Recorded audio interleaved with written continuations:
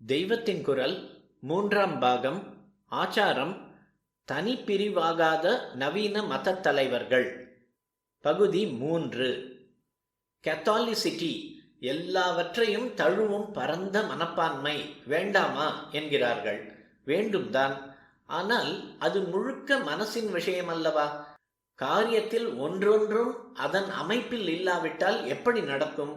ஒழுங்கு எங்கே இருக்கும்? கிரிக்கெட்டில் ஃபுட்பால் ரூலை சேர்ப்பார்களா? ஆச்சாரங்களில் குழப்பம் பண்ண மட்டும் கத்தாலிசிட்டி என்கிறார்கள். ட்ரெடிஷனை ஏற்றுக்கொண்டால் பூராவும் ஏற்றுக்கொள்ளணும், விட்டால் பூராவும் விடணும். தங்களுக்கு பிடித்ததை எடுத்துக்கொண்டு பிடிக்காததை விடுவது, அப்படியும் தாங்களே ட்ரெடிஷனல் ரிலிஜன் என்ற பிரமையை ஏற்படுத்துவது என்றால் சரியே இல்லை. குருவிடம் சிஷ்யன் அல்லது பதியிடம் பத்னி சிலவற்றில் சரணாகதி செய்வது, மற்றவற்றில் இஷ்டப்படி செய்வது என்றால் சிரிக்க மாட்டார்களா? அது பாபம் அல்லவா? குருவிடம் பதியிடம் தப்பே இருந்தாலும் குறையே இருந்தாலும் சிஷ்யனும் பத்தினியும் செய்கிற சரணாகதி குறையில்லாமல் இருந்தால் இவர்கள் கடை தேறி விடுகிறார்கள். இதே மாதிரி ஒரு ட்ரெடிஷனில் சில தோஷமான அம்சங்களே சேர்ந்து விட்டதாக வைத்து கொண்டாலும் அதை நம்பி சரணாகதி பண்ணி தான் என்பதை கரைத்து கொண்டு விட்டால் கரையேறி விடலாம். சொந்த அபிப்பிராயத்தின் பேரில் புராதன ஏற்பாட்டை மாற்றுவது என்கிற போது கரைக்கப்பட வேண்டிய தான் தலையை நீட்டி தன்னை ஸ்திரப்படுத்திக் கொள்கிறது. ஒவ்வொரு சுவாமிஜிக்கு ஒவ்வொரு விஷயத்தில் அபிப்பிராய மாறுதல் என்றால் எது சரி எது தப்பு, இவற்றில் எதை எடுத்துக்கொள்வது? நாங்களும் யஜ்யம் பண்ணுகிறோம் என்கிறார்கள், வேத பாராயணம் பண்ணுகிறோம் என்கிறார்கள். பண்ணாமல் இருந்தால் தேவலையே என்று எனக்கு இருக்கிறது. இதெல்லாம் பண்ணுவதால் தான் ஜனங்களுக்கு இதுவே ட்ரெடிஷனல் ரிலிஜன் என்ற பிரமை ஏற்படுகிறது. இல்லாவிட்டால் இதுவும் பிரிந்து போன ஒரு மதம் என்று விலகி இருந்து விடுவார்கள். ஒரிஜினல் மதத்தை விட்டு போகப்படாது என்று உள்ளூர ஒரு பயம் இருப்பதால் யாகம் பண்ணுகிறார்கள், மணி அடித்து பூஜை பண்ணுகிறார்கள், அகண்ட பாராயணம் பண்ணுகிறார்கள் என்றால் அடாடா, இவர்கள் சனாதன இந்து தர்மத்தையே நன்றாக அபிமானித்திருக்கிறவர்கள், நாமும் இதில் கலந்து கொள்ளலாம் என்று ஜனங்களுக்கு தைரியம் உண்டாகிறது.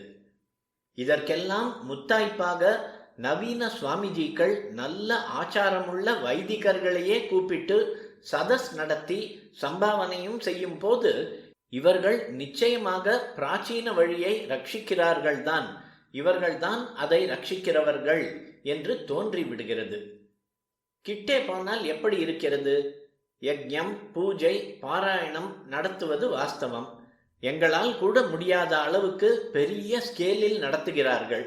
ஆனால் இவற்றை எப்படி எப்படி பண்ண வேண்டும் என்று சாஸ்திரத்தில் சொல்லி இருக்கிறதோ அந்த விதிகளுக்கெல்லாம் ரொம்பவும் மாறுதலாக பண்ணுகிறார்கள்.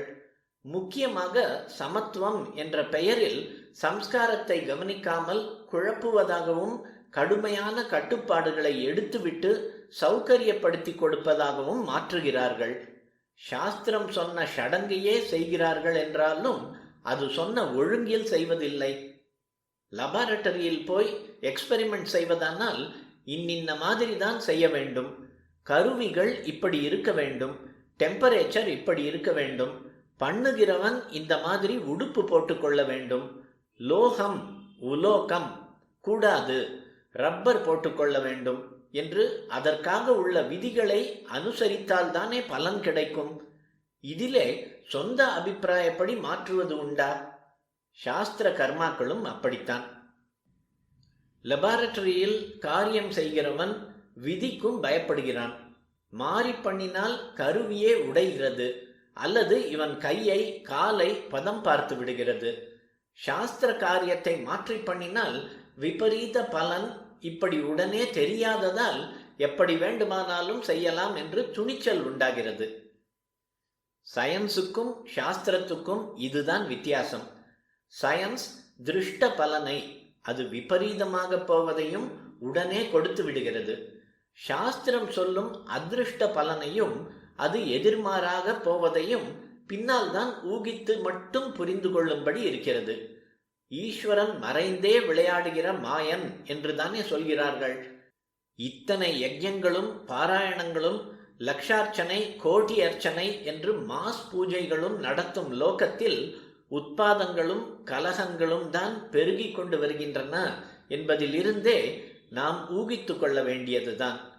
ஆச்சார விருத்தமாக பண்ணினால் பலன் கிடைக்காது என்பதற்கு இதுதான் ப்ரூஃப்.